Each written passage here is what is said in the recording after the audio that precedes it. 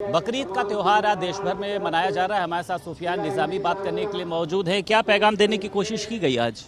नहीं, देखिए, आज ईद उल अज़हा का मौका है और ये कोशिश की गई है कि मुल्क के अंदर भाईचारे के साथ, इत्तेहाद के साथ ईद उल अज़हा के त्यौहार मनाया जाए। और ईदगाह कमेटी की जानिब से पूरे इंतज़ामात किए गए थे। आपने देखा कि अभी बड़े पैमाने पर ईद उल अज़हा की नमाज़ अदा की गई है और उसमें ये पैगाम दिया गया है कि मुल्क में इत्तेहाद, भाईचारा, आपसी अख़ुव्वत, मोहब्बत हो, नफ़रत का ख़ात्मा हो, हमारा मुल्क तामीर व तरक्की की राहों पर आगे गामज़न हो।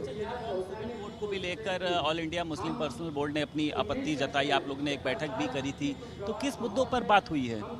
देखिए, यूनिफॉर्म सिविल कोड के बारे में हमारी ये राय है शुरू से कि यूनिफॉर्म सिविल कोड हमारे मुल्क की क़तई तौर पर ज़रूरत नहीं है। हम मुख्तलिफ़ तहज़ीब के, कल्चर के और ट्रेडिशन के मानने वाले लोग हैं।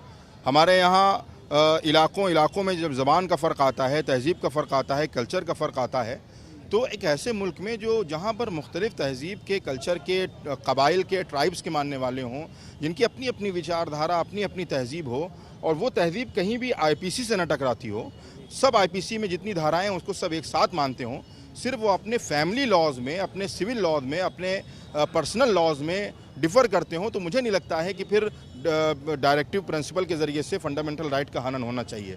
फ़ंडामेंटल राइट हमें यह हक़ और इख्तियार देता है कि हम अपने मज़हब पर पूरी आज़ादी के साथ अमल करें और यह हमारा अधिकार है और मुझे लगता है कि इस अधिकार को छीनने का हक़ किसी को नहीं मिलना चाहिए। कहा है कि एक घर में दो कानून नहीं तो देश में दो कानून, तो आप लोग इसका विरोध दर्ज कराएंगे क्योंकि उन्होंने तो शुरुआत कर दी है? नहीं, देखिए, ये तो मेरे ख़्याल से अगर किसी से हमारे प्राइम मिनिस्टर साहब राय मशवरा लें तो वो इनको बता देगा कि हमारे मुल्क के अंदर भी मुख्तलिफ़ स्टेट्स में अलग अलग कानून हैं और IPC में डिफरेंस आता है, IPC में फ़र्क आता है। तो ऐसी बात कहना कि साहब एक घर में दो कानून, तो मुझे लगता है कि ये मुनासिब बात नहीं होगी। आप स्टेट्स की बात करें, कहीं पर सज़ा का प्रावधान कम है, कहीं पर सज़ा का प्रावधान ज़्यादा है, तो ऐसी बात मुझे लगता है कि तथ्यों के ख़िलाफ़ होगी।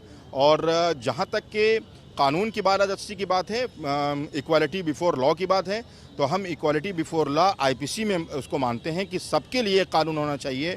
अमीर और गरीब में कोई फ़र्क नहीं होना चाहिए। बादशाह और हाकिम और कमज़ोर तबके के लोगों में कोई फ़र्क नहीं होना चाहिए। सबके लिए एक सज़ा होनी चाहिए। लेकिन अगर किसी का मज़हब निकाह का तरीक़ा अलग बताता है, हमारे हिंदू मैरिज एक्ट के ज़रिए से अलग तरीक़ा बताया जाता है, इस्लाम में शादी करने का अलग तरीक़ा बताया जाता है, तो फिर मज़हब की आज़ादी को छीन कर मुझे लगता है कि फिर उससे मज़हब के दायरे से बाहर निकाल कर अगर कोई अमल कराता है तो ये जमहूरियत के ख़िलाफ़ और सेकुलरिज्म के ख़िलाफ़ बात होगी। मंत्री हैं दानिश अदाद अंसारी, उनका कहना यह है कि जो कुछ लोग इसलिए विरोध कर रहे हैं कि वो मुस्लिमों के हितैषी नहीं है, चाहे समाजवादी पार्टी की बात करी जाए।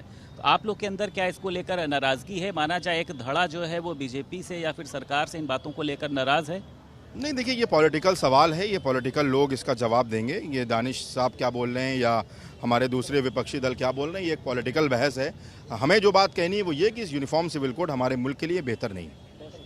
हमारे साथ बात करने के लिए मौजूद थे सुफियान निज़ामी और उनका कहना यह है कि यूनिफॉर्म सिविल कोड हमारे लिए बिल्कुल भी बेहतर नहीं है और इसको लेकर हम अपना विरोध ज़रूर दर्ज करवाएंगे। लखनऊ से वीडियो जर्नलिस्ट अरविंद के साथ संदीप खेर, भारत समाचार।